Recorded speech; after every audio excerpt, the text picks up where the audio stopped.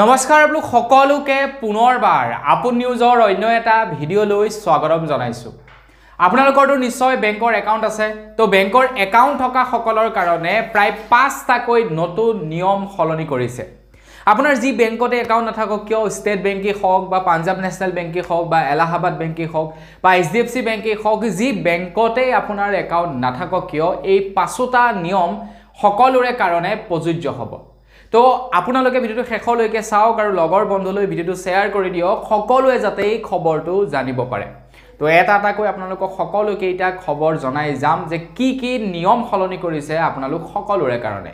তো মই শ্ৰীপাজিত গগৈ, আপোনালোকে চাই আছে আপন নিউজ। আহক আৰম্ভ কৰোঁ আজিৰ ভিডিঅ'। আগবাঢ়িছোঁ প্ৰথমটো নিয়মৰ ফালে। যদিহে আপোনালোকে এটা বিত্তীয় বৰ্ষত ছাপ'জ 2024ৰ পৰা 2025ৰ ভিতৰত যদি আপোনালোকে 1 কোটি টকা বেংকৰ পৰা উলিয়াই, আপোনালোকৰ বেংকৰ একাউণ্টৰ পৰা 1 কোটি টকা উলিয়াই, তেন্তে আপোনালোকে সেই তথ্য ইনকম টেক্স ডিপাৰ্টমেণ্টক দিব লাগিব আৰু তাৰ পৰা আপোনাৰ TDS কৰ্তন হ'ব বুলি জনাইছে। আপুনি আপোনাৰ একাউণ্টত যি পইচাই আহি নোসোমাওক কিয়, আপোনাৰ লগৰ বন্ধু কোনোবাই যেনে আপোনালোকৰ একাউণ্টত পইচা ভৰাই দিলে, একাউণ্টত পইচাটো ভৰালে আৰু সেই পইচাটো আপোনালোকে উলিয়াই আপোনালোকৰ লগৰজনে যাক দিবলৈ কৈছিলে তেখেতক দি দিলে। তেনেকৈ যদি 1 কোটি টকা আপোনালোকে পইচা উলিয়াই আপোনালোকৰ বেংকৰ পৰা এটা বছৰত, তেন্তে আপোনালোকে তাত TDS দিব লাগিব। অকল TDSে নহয়, সেই তথ্য আপোনালোকে ইনকম টেক্স ডিপাৰ্টমেণ্টক জনাব লাগিব বুলি জনাইছে। যদি নজনায় তেন্তে আপোনালোকৰ বিপদ আহিব পাৰে। আৰু আপোনালোকে এইটো নাভাবিব যে আপোনালোকে পইচা উলিয়াই আছে, ইনকম টেক্স ডিপাৰ্টমেণ্টে সেই তথ্য গম নাপাব। আপোনালোকৰ সমস্ত তথ্য বেংকে কালেক্ট কৰি ইনকম টেক্স ডিপাৰ্টমেণ্টক প্ৰত্যেক বছৰে ছাবমিট কৰে। গতিকে আপোনাৰ ডিটেইলছ ইনকম টেক্স ডিপাৰ্টমেণ্টৰ হাতত বছৰেকৰ শেষত যাবই যাব। গতিকে আপোনালোকে এই আগতীয়াকৈ জনাই দিব যে মই এই বছৰত 1 কোটি টকাৰ ট্ৰানজেকশ্যন কৰিলোঁ, তো মোৰ TDS ইমানটো দিব লাগে। আৰু TDS এনেকুৱা নহয় যে কম টকাৰ দিব লাগিব, ভালেমান টকাৰ আপোনালোকে TDS দিব লাগিব। তো সেইবাবে অনাহকত কাৰোবাৰ পইচা আপোনালোকৰ বেংকৰ একাউণ্টত পৰাপক্ষত আপোনালোকে ট্ৰান্সফাৰ নল'বই। যদিহে কম বেছি পৰিমাণৰ হয় সেইটো পাছৰ কথা, কিন্তু বেছি এমাউণ্ট যদি হয় পৰাপক্ষত আপোনালোকৰ বেংকৰ একাউণ্টত নল'ব। আগবাঢ়িছোঁ ইয়াৰ পাছৰটো খবৰৰ ফালে, ইয়াৰ পাছৰটো সলনি হ'ব লগা নিয়মৰ ফালে। আপোনালোকে এতিয়াৰে পৰা এটা সময়ত মাত্ৰ 2 লাখ টকাৰহে পইচা বেংকৰ পৰা উলিয়াব পাৰিব বুলি জনাইছে। 2 লাখ টকাৰহে পইচা মাত্ৰ উলিয়াব পাৰিব। মানে আপুনি আপোনাৰ বেংকৰ একাউণ্টত যেনিবা 10 কোটি টকা পইচা আছে, তো আপোনালোকে তাৰ পৰা যেনিবা 1 কোটি টকা উইথড্ৰ কৰিব বিচাৰিছে, নোৱাৰিব আপোনালোকে তেনেকুৱা কৰিবলৈ। মাত্ৰ 2 লাখ টকাৰহে আপোনালোকে পইচা উইথড্ৰ কৰিব লাগিব। আৰু সেই 2 লাখ টকা উইথড্ৰ কৰিবৰ কাৰণেও আপোনালোকক পান কাৰ্ডৰ প্ৰয়োজন হ'ব বুলি জনাইছে। যদি পান কাৰ্ড থাকে তেতিয়াহে আপোনালোকে 2 লাখ টকা একেলগত উইথড্ৰ কৰিব পাৰিব। যদি পান কাৰ্ডখন লগত লৈ নাযায় তেন্তে সেই 2 লাখ টকা উইথড্ৰ কৰিব নোৱাৰিব। 50,000 টকাৰ তলতহে আপোনালোকে উইথড্ৰ কৰিব পাৰিব বুলি জনাইছে। আগবাঢ়িছোঁ ইয়াৰ পাছৰটো সলনি হোৱা নিয়মৰ ফালে। এতিয়াৰে পৰা আপোনালোকে বেংকত 50,000 টকাতকৈ যদি পইচা বেছি ডিপজিট কৰিবলৈ যায় বা 50,000 টকাতকৈ যদি পইচা বেছি বেংকৰ পৰা উলিয়াবলৈ যায়, তেন্তে তাত আপোনালোকে পান কাৰ্ড দিয়াটো বাধ্যতামূলক কৰিছে। আপোনালোকে পান কাৰ্ড লগত নিবই লাগিব যদিহে 50,000 টকা পইচা ডিপজিট কৰিবলৈ যায় বা 50,000 টকা উলিয়াবলৈ যায়। গতিকে পইচাটো সকলোকে প্ৰয়োজনেই, কেতিয়াবা কেনেকুৱা কি বিপদ আহি যায় কোনেও ক'ব নোৱাৰে। তো 50,000 টকাৰ বেছি যদি পইচা আপোনালোকে উলিয়াবলৈ যাম বুলি ভাবিছে, তেন্তে আপোনালোকে লগত কিন্তু পান কাৰ্ডখন লৈ যাব।